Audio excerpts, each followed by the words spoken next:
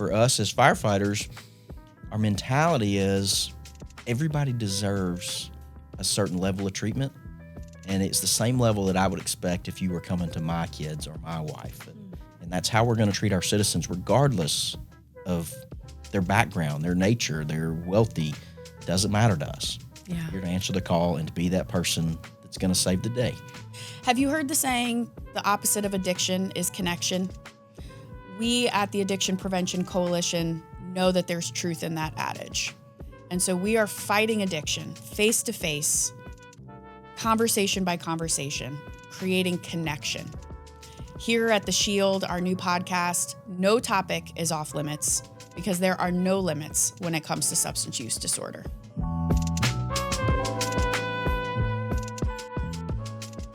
Welcome to The Shield. I am so excited to have this guest on with me today. And I don't know, I feel like you're just like just Mr. ONEbox. And we're going to talk about what that is in a second. But without further ado, Chief Broadhead from Homewood Fire Department. Yes, and I'm happy to be here today. Thank you for being here. So we're going to start, first of all, with you're a fireman.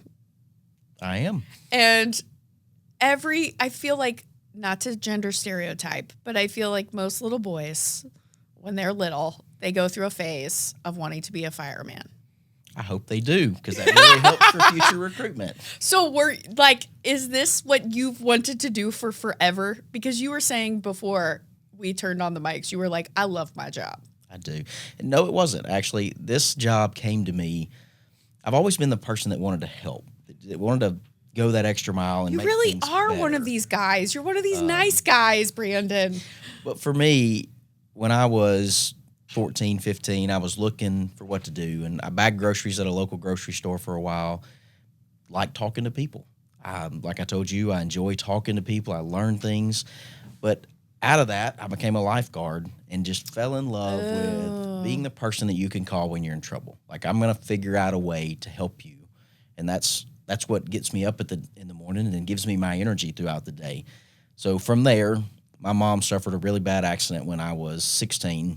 She got hit by a police officer that was in a chase. Oh. She, down in Starkville, Mississippi, punctured both lungs, broke 16 bones.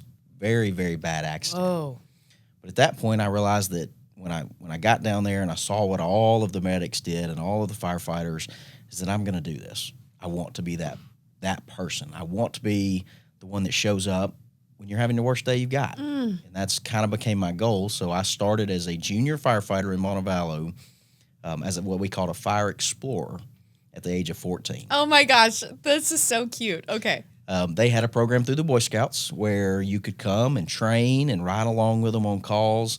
It was sanctioned through the Alabama Department of Labor. It was a fantastic program. It's still around today.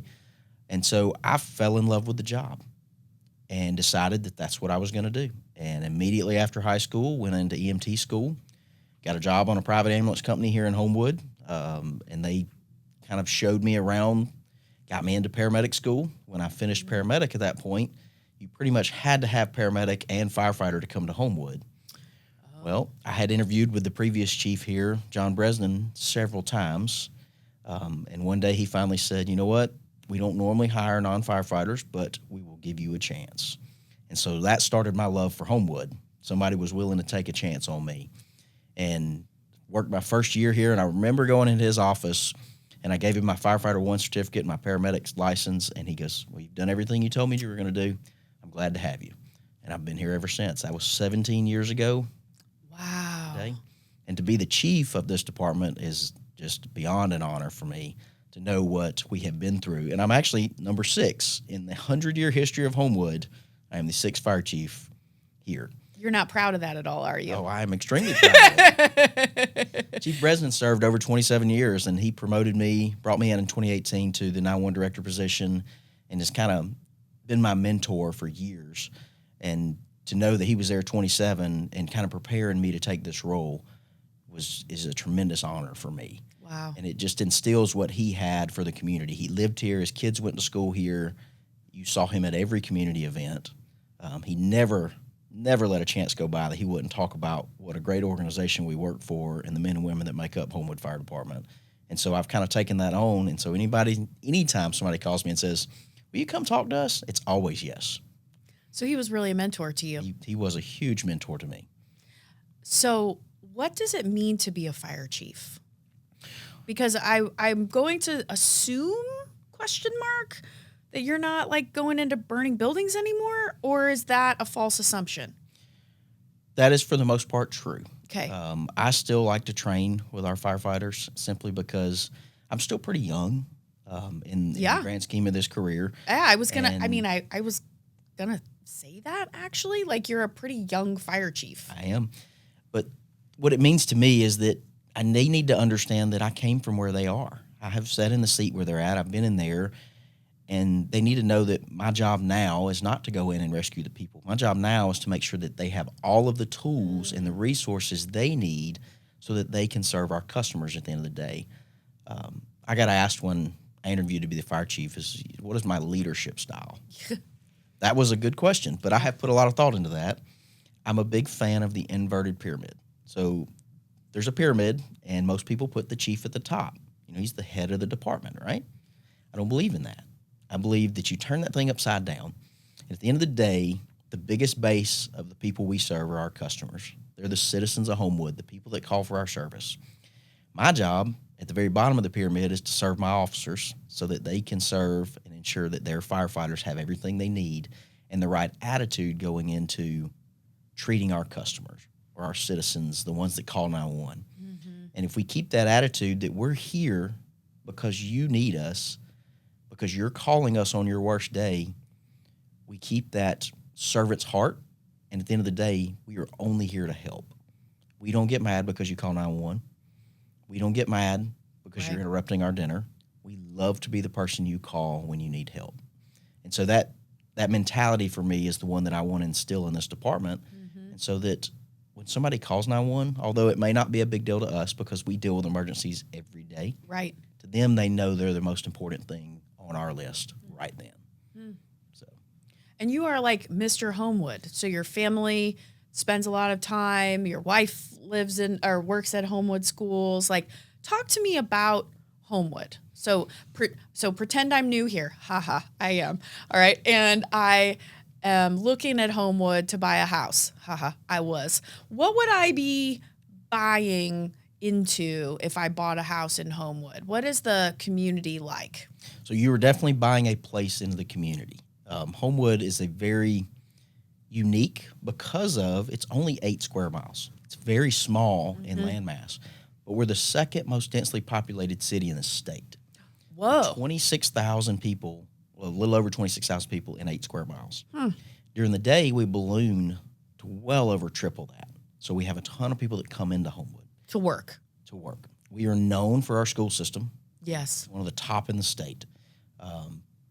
And part of that is what people buy into when they move here. It's the reason our house prices are pretty high, but they also buy into that community feel. Yeah. On a Friday night in Homewood, you can leave your house, you walk down to Edgewood, and you've got a ton of restaurants. You've got all of your neighbors are there.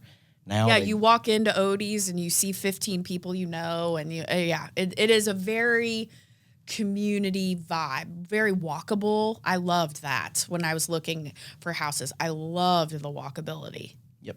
And so in 2018, when I was promoted to the 911 director, I began days here. So instead of the 24-hour normal shift, I worked 5 days a week. My wife was teaching in Alabaster. She's been a teacher for about 16 years.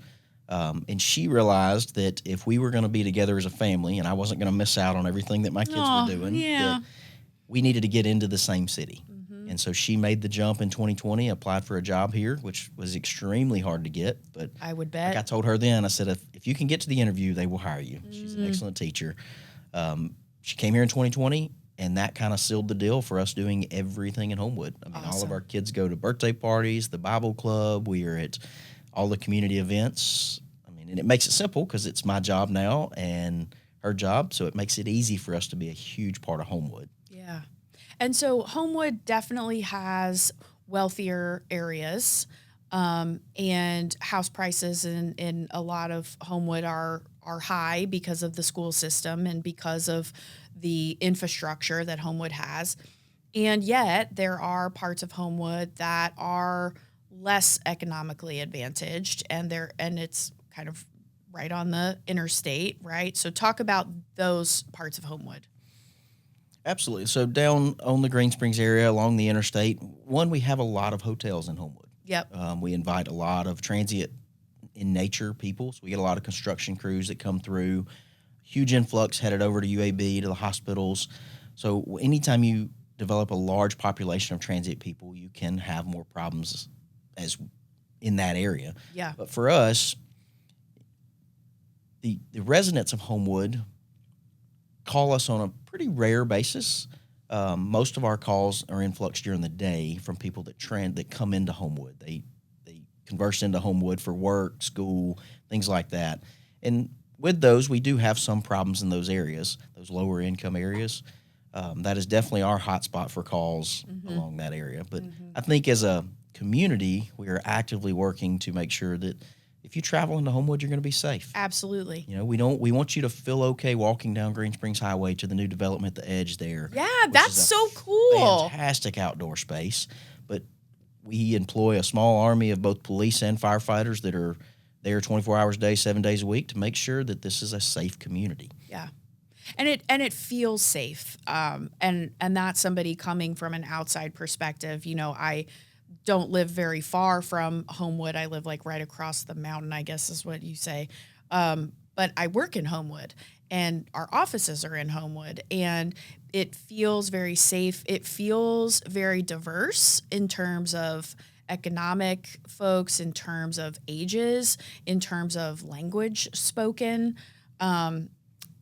It feels inclusive. It is very inclusive. And it's funny, to be one of the top school systems in the state, we are a very diverse school Totally. system. Yes. We range I was hoping we could get to this. Yes. We range from $1 million houses down to anywhere in the 2 to 230 range. Now, we don't have many below that in the house. Yeah. But we do have apartment complexes and things Sure. of that nature that are very affordable housing within Homewood. Mm-hmm. And so it's a unique community for me because you get to serve a wide array of citizens. I mean, we go everywhere from the wealthy, very wealthy, down to I don't know how I'm going to pay for my food the next week. Right. And for us as firefighters, our mentality is everybody deserves a certain level of treatment, and it's the same level that I would expect if you were coming to my kids or my wife. And I do have that conversation with every firefighter that gets hired at Homewood, is I expect you to be the person I would call if it's my parents or my wife. And that's how we're going to treat our citizens regardless of their background, their nature, their wealthy. It doesn't matter to us. Yeah. You're to answer the call and to be that person that's going to save the day, per se. Which is, I mean, really for me, it's kind of why you're here on this podcast. Not only because you're just like a good dude, anybody listening can like kind of feel that, but also we came to you with this idea about these ONEboxes, which essentially is a Naloxone or Narcan box for the public, and it has some PPE in there, and it has a training video. And we got funding from ADMH, Alabama Department of Mental Health, to provide these boxes. We reached out to you because we're located in Homewood, and we said, would you be interested in these boxes? Thinking you might say, oh, I don't know, I got to think about it, or, oh, sure, I'll take 2. And instead you said, I would like 40, and I'm going to introduce you to all of my fire chief friends to see if they want some too.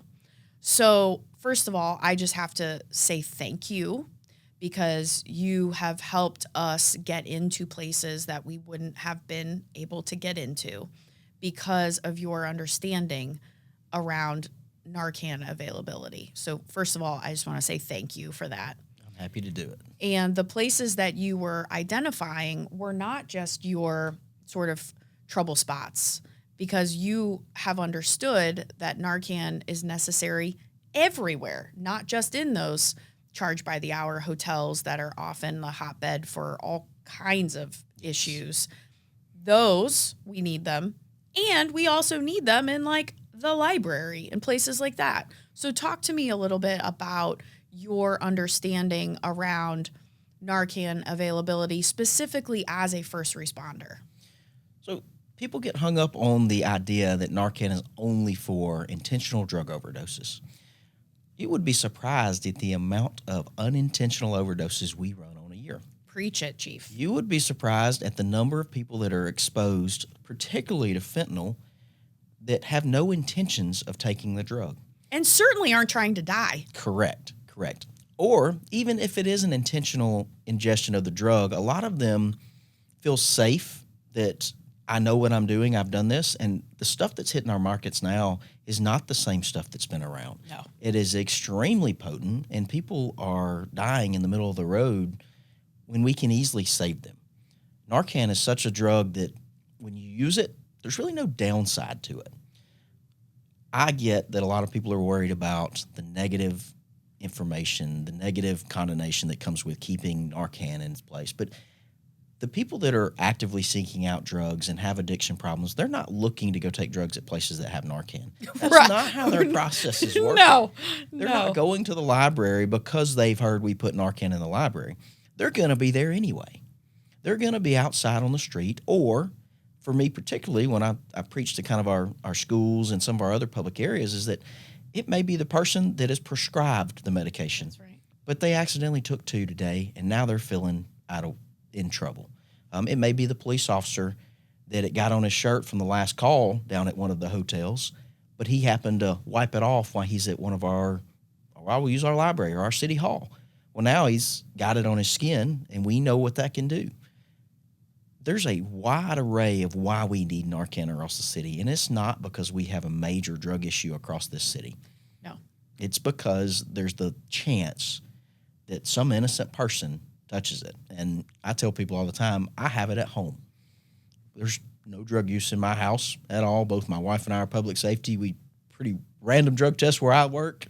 It's pretty secure that there's no drug use going on, but I keep it there because I never know what is coming into my house that I don't know about. That's true.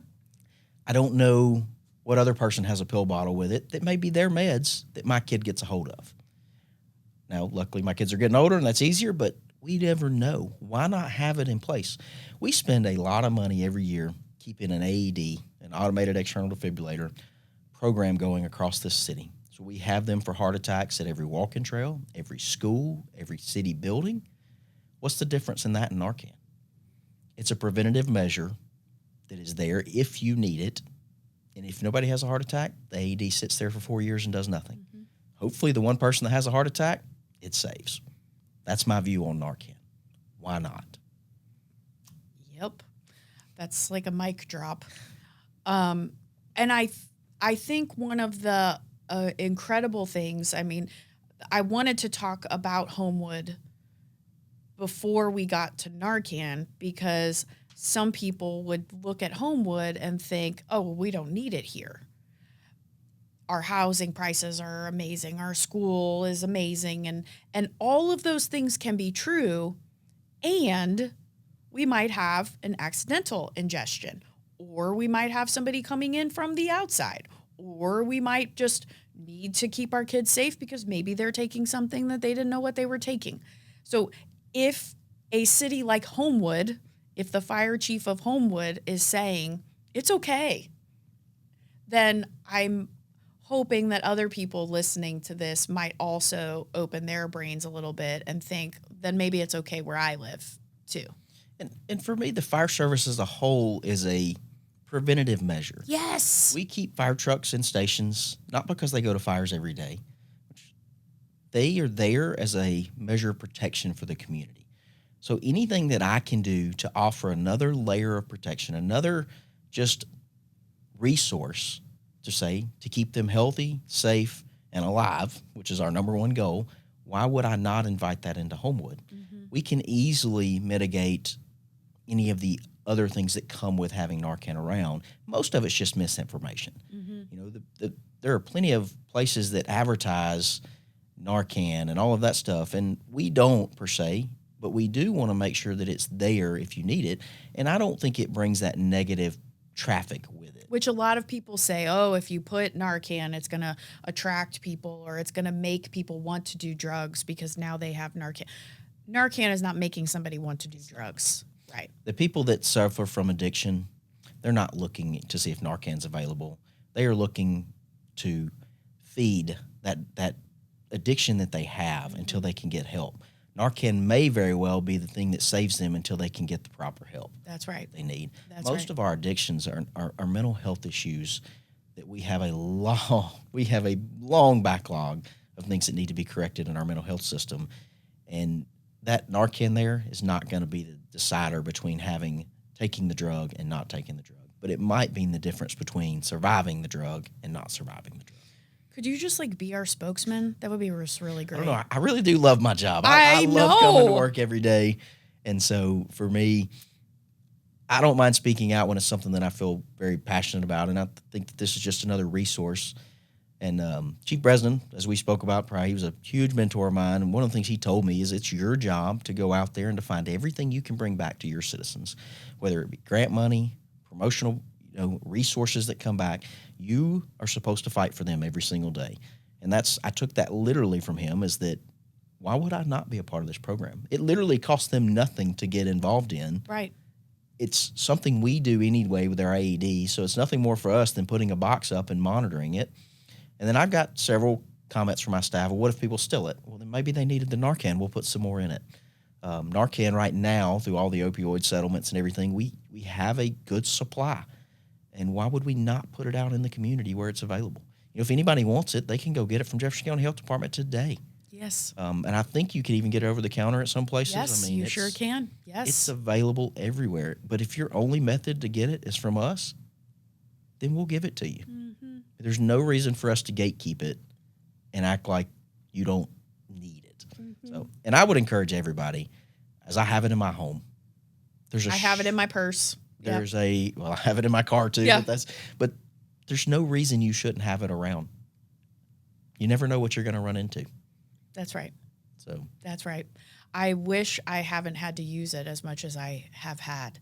I will just ask the last major question that I have is, when you're thinking about the resources that you're providing to your team and all of the tough stuff that they have to go to and go through and see, what does the postvention stuff look like for your team? So if you've ever had to revive someone with Narcan, or if you've had to witness a horrific accident, or, that's really traumatic.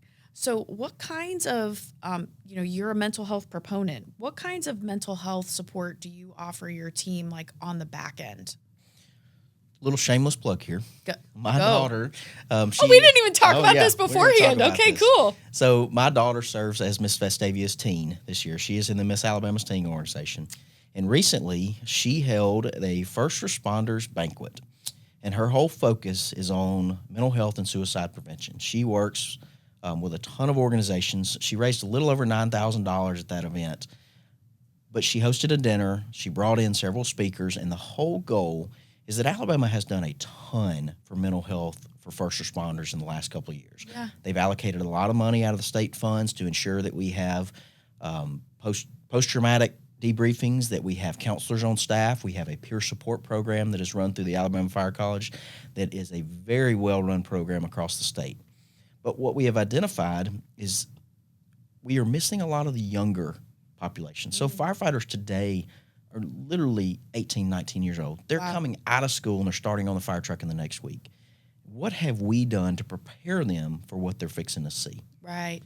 I tell this story all the time. I remember my first call in Homewood that involved a kid. Unfortunately, he didn't make it. Ugh. I can tell you where he lived. I remember his face. You remember everything about that. Everything about it. I remember the mom. I remember the panic. We knew there was nothing we could do for the kid, but we knew that we had to take him to the hospital. We knew at that point we were treating the family. Well, that same retrospect, I've lived a pretty short life as far as responding to calls in Homewood, where a lot of my firefighters are not only working here, they're working at Centerpoint. They're working down in Cahaba Valley. So they're seeing this stuff double time. They're working 2 or 3 jobs to make Yeah. to take care of their family. Yep.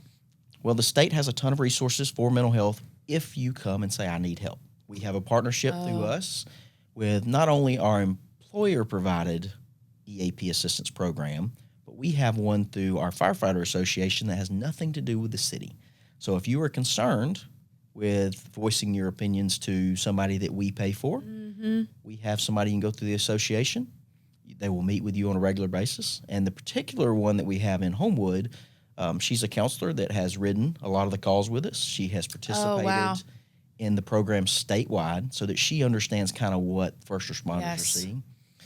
But those young kids coming in, before they get a chance to get introduced to the peer program, and it's okay to talk about what you see, we're having an issue there. In this past year, we lost 3.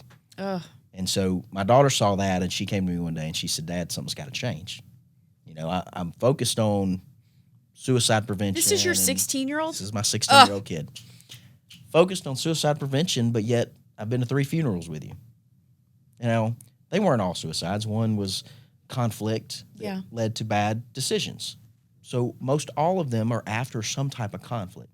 So the state has come back and said, okay, we need to be teaching in recruit school, which every firefighter goes to recruit school within their first year of being a firefighter. So now we have a mental health curriculum into that portion. We want them to understand what your resources are, that it's okay to not be okay, that we know what you're seeing, and that science has proven that over a period of time, consistent stress will get to you. You have to find the proper outlets. As a department, all I can do is go out to my guys and girls and say, look, it's okay to call me and say, I can't do this today. I can't do this today. Or can I get a contact? So we publish those contacts that we have resources with all through the station. The battalion chiefs have them.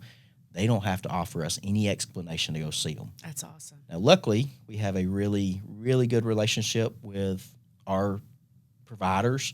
And so they will text me and say, hey, so-and-so's not going to come to work for the next couple of days. I will let you know when I feel like they can come back. And we will handle that. That's what we do. Yeah. I tell them all the time, you've got to be 100% when you come to work. If something's got you mentally, physically ill, take your time. That's why we give you such a robust sick time benefit. We want you to be well and up to the task when you get here. Because hopefully most of the days are pretty routine and pretty smooth. Yeah. But we're just one call away from needing that 100% that you have to give. Will you be my boss?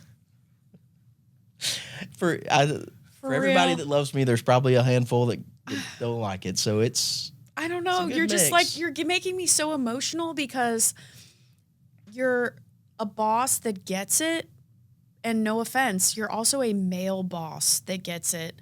And you're a male boss in a male-dominated industry that gets it. And I don't know if that comes from being a girl dad or if your wife's awesome or if you had great parents or if that's just who you are. But, you know, you get it. And I'm sure some people, you know, are annoyed at you being their boss, but you're a leader who understands. I definitely am a female-dominated house. You know, 3 daughters and a wife.